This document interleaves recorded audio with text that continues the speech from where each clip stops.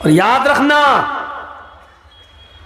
दुनिया का कितना ही अमीर बाप हो, कितना ही बड़ा मौलवी हो, कितना ही बड़ा सरपंच और चौधरी हो, अगर उसने अपनी बेटी की मर्जी के खिलाफ उसकी शादी किसी दूसरी जगह कर दी तो इस शादी का कोई एतबार नहीं है शरीयत के अंदर।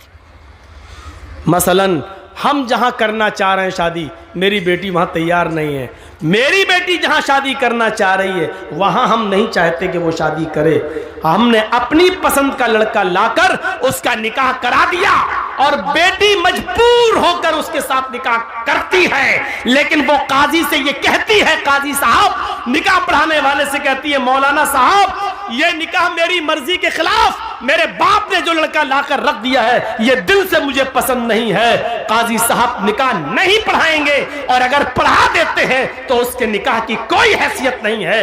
एक औरत, एक सहाबिया अल्लाह के नबी के पास आई और कहती, अल्लाह के रसूल मेरे बाप ने मेरा निकाह ऐसी जगह कर दिया है जो लड़का मुझे पसंद नहीं है। अल्लाह के रसूल ने निकाह हो जाने के बाद भी उस लड़की से कहा, अगर वो तुम्हें पसंद नहीं और इसके बावजूद तुम्हारे बाप ने तुम्हारी शादी कर दी है तो तुझे इख्तियार है, तू चाहे तो उस लड़के के साथ रहे या तू चाहे तो मैं निकाह तेरा फिस्क कर देता हूं, लड़के के तलाक देने की जरूरत नहीं है, निकाह फिस्क कर देता हूं। एक इद्दत गुजारेगी हैज की, जिसका निकाह फिस्क होगा उसकी इद्दत 3 महीने नहीं है, सिर्फ एक हैज उसकी, एक पीरियड उसकी इद्दत है। तुम एक पीरियड, एक माहवारी, एक एमसी, बस ये पीरियड गुजारो और जैसे ही तुम्हारा महीना हो, महीना से खत्म होने के बाद ही तुम दूसरी शादी कर सकती हो अपने मनपसंद लड़के के साथ। लेकिन लड़की को शादी के लिए वली की सख्त जरूरत है, अपने बाप की, सरपरस्त की, मालिक की जरूरत है। लड़की, ये सच है कि लड़की की मर्जी के बगैर निकाह नहीं होगा, लेकिन यह भी सच है कि लड़की अपनी मर्जी से अकेले भी निकाह नहीं कर सकती है, उसको निकाह के लिए वली की इजाजत चाहिए और वली उसका बाप है। बाप अगर दिमागी तौर पर कमजोर है तो चचा है, चचा दिमागी तौर पर कमजोर है तो लड़की का भाई है, और लड़की का भाई भी नहीं तो कोई और जो उसका रिश्तेदार करीबी होगा उसकी इजाजत चाहिए। लेकिन जिस लड़की का कोई ना हो तो फिर काजी खुद वली बन सकता है। जैसे मौलाना जर्जीस अगर किसी का निकाह पढ़ा रहे हैं, लड़की का बाप भी नहीं है, लड़की का भाई भी नहीं है, लड़की का चचा भी नहीं है, तो फिर मौलाना जर्जीस खुद काजी, खुद वली बन सकते हैं और उस लड़की का वली बनकर निकाह करा सकते हैं, काजी वली बन सकता है। लेकिन कोई दूसरे गांव की लड़की अपने बाप का घर छोड़कर भागकर आपके गांव में रतनी में आ जाए तो रतनी का रहने वाला कोई बुढ़ा उस लड़की का बाप नहीं बन सकता है। होता है ऐसा, समझ रहे हैं ना। किसी दूसरे गांव की कोई लड़की भाग के रतनी में आ गई, रतनी के लड़के के साथ शादी करना चाहती है, अब उसके बाप ने कह दिया तू भाग के गई है, मेरे घर में अगर कदम रखेगी तो हम टांगे काट देंगे तेरे, मरते दम तक तुझसे रिश्ता खत्म। अब वो लड़की वहां नहीं जाना चाह रही है, यहां एक बुढ़ा उठता है, हाजी है साहब, पान मुंह में खाते हैं, सऊदिया का रुमाल डाले हुए हैं, बेटा कोई बात नहीं, मैं तुम्हारा बाप बन जाता है। तेरे बाप बन जाने से रिश्ता जायज नहीं हो जाएगा। वो लड़की भाग कर आई है, न किसी के बाप के बन जाने से, न हाजी और नमाजी कोई मौलवी भी उसका बाप नहीं बन सकता है। मुंह बोले बाप की कोई हैसियत नहीं है शरीयत के अंदर। कल ये लड़की अगर हज करने जाती है तो मुंह बोले बाप के साथ नहीं जा सकती है, मुंह बोले भाई के साथ नहीं जा सकती है। शरीयत ने ये इजाजत नहीं दी जो चाहे उसका बाप बन जाए, फिर तो कोर्ट मैरिज भी इस्लाम में जायज हो जाएगी। जबकि हमारा सबका इज्तिमाई फतवा है, देवबंदी, बरेलवी, यहां तक के शिया भी, यहां तक के अहले हदीस भी, सबका इज्तिमाई फैसला है और इज्तिमाई फतवा है कि कोर्ट मैरिज माँ बाप की इजाजत के बगैर जो लड़के और लड़कियां कोर्ट में कर रहे हैं, इस्लाम के अंदर, शरीयत के अंदर इस कोर्ट मैरिज की कोई हैसियत नहीं है, यह जायज नहीं है। कोर्ट मैरिज के बावजूद लड़का और लड़की जिनाकारी करेंगे, हरामकारी करेंगे, उनसे जितनी औलाद पैदा होगी सब हरामी और नाजायज औलादें मानी जाएंगी। मेरे प्यारे साथियों, शरीयत के अंदर वली चाहिए, वली, लड़की को वली। तो इतनी इज्जत दी है इस्लाम ने औरत को कि औरत अपनी मर्जी से पहले लड़की का निकाह होगा, इजाज़त ली जाएगी, उसके बाद लड़के का निकाह होगा। अगर शादी के दिन ही लड़की मना कर दे कि हम नहीं करेंगे, लौटाओ इन चोरों को, भगाओ भगाओ इन डाकुओं को, ये लूटने आए हैं, नहीं करेंगे। मेरे भाइयों, हमें और आपको फैसला करना पड़ेगा। तो इतनी जिहालत थी अरब के अंदर, लेकिन इस्लाम ने इतनी इज्जत बख्शी है औरत को, जहां लड़कियों को जिंदा दफन कर दिया जाता था। आप देख रहे हैं हिंदू धर्म के अंदर क्या है। ब्रह्मा जी ने अपने मुंह से ब्राह्मण को पैदा किया, हाथों से छत्री को पैदा किया, रान से वैश्य को पैदा किया और पैरों से शूद्र को पैदा किया। शूद्र हरिजन पैरों से पैदा है ब्रह्मा जी के।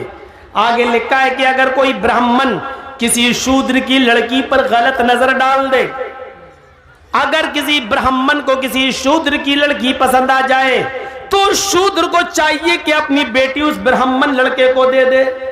लेकिन अगर किसी शूद्र को किसी ब्राह्मण की लड़की पसंद आ जाए, अगर किसी शूद्र को किसी ब्राह्मण की बेटी पसंद आ जाए, तो राजा को चाहिए कि उस शूद्र को पकड़कर उसकी दोनों आंखें फोड़ दे। इन जिन आंखों से उसने ब्राह्मण की बेटी को देखा, उसकी आंखें फोड़ दे। गौर करें आप, ब्राह्मण को अगर पसंद आ जाए तो शूद्र को अपनी बेटी दे देना चाहिए, लेकिन शूद्र को अगर ब्राह्मण की बेटी पसंद आ जाए तो राजा को चाहिए कि वो शूद्र की दोनों आंखें फोड़ दे। ये इज्जत है औरत की हिंदू धर्म में, देख लीजिए आप। और इस्लाम इसके बरस क्या कहता है कि लड़की की इजाजत के बगैर तुम निकाह तक नहीं कर सकते हो।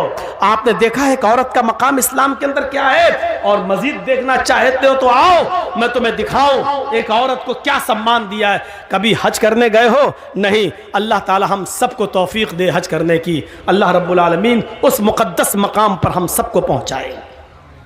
जब आप जाएंगे या जो लोग गए हैं उनसे पूछिए, आप पहले उम्रा करेंगे, और उम्रा जब आप करेंगे तो जाते ही आप एहराम की हालत में पहले खाने काबा का तवाफ करेंगे, 7 चक्कर लगाएंगे।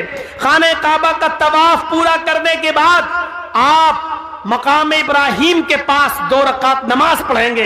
अगर वहां जगह न मिल सके भीड़ में, तो पूरे खाने काबा में जहां आपको जगह मिले वहां 2 रकात आप नमाज पढ़िए। फिर आपको जो दुआ मांगना है मांगिए। उसके बाद आपको सफा और मरवा की सई करना पड़ेगी, सफा और मरवा का चक्कर लगाना पड़ेगा। आपको पहला चक्कर सफा से शुरू करना है, मरवा तक जाना है, मरवा से फिर लौट के आना है, सफा तक जाना है। आपको आने और जाने को मिलाकर 7 चक्कर लगाना है। जब सफा से मरवा की तरफ आप जाएंगे तो पहले आप नॉर्मल चाल चलेंगे, नॉर्मल। फिर हरी बत्ती लगी हुई है, ग्रीन सिग्नल। जब आप ग्रीन सिग्नल पे पहुंचेंगे तो वहां थोड़ा सा सीना तान कर, थोड़ा सा सीना तान कर, अकड़ कर ऐसे ऐसे आप दौड़ेंगे। बहुत तेज नहीं जैसे रन ले रहे हो क्रिकेट का, ऐसे नहीं, हल्का हल्का दौड़ेंगे और सीना थोड़ा सा ऐसे ऐसे ऐसे करते हुए आप हल्के हल्के दौड़, ऐसा लगे कि हाँ दौड़ रहे हैं, लेकिन स्पीड बहुत तेज नहीं, हल्की हल्की चाल से दौड़ते हुए आप जाएंगे। क्यों? आप फिर दूसरी हरी बत्ती लगी है, वहां आप फिर नॉर्मल चाल से शुरू करेंगे। फिर हरी बत्ती लगी है, फिर वहां आप सीना तानेंगे और अकड़ के चलेंगे। फिर मरवा से आते वक्त भी आप ऐसा ही करेंगे। इन मकामात पर जहां हल्का हल्का सीना तान कर दौड़ा जाता है, वहां हजरते हाजरा दौड़ी थी। जब उनके बेटे को पानी नहीं मिल रहा था, जमीन पर एड़ियां रगड़ रहे थे इस्माइल, मुंह में अंगूठा रखे चूस रहे थे, और हाजरा कह रही थी, अल्लाह मेरा बेटा प्यासा है, तेरा बंदा इब्राहिम इसको तेरे सुपुर्द करके गया है, मुझे और इस बच्चे को तेरे सुपुर्द करके गया है। जब मैंने पूछा कि मुझे किसके हवाले करके जा रहे हो, किसके हवाले, इला मन ततरुकुना, हमें किसके हवाले छोड़ के जा रहे हो? तो इब्राहिम अलैहिस्सलाम ने आगे बढ़ते हुए कहा था, इल्लल्लाह, आय अल्लाह, मुझे और इस बच्चे को उसने तेरे हवाले किया है, तेरे सुपुर्द किया है। इस बच्चे को प्यास की शिद्दत महसूस हो रही है, इलाके में कहीं पानी नहीं है।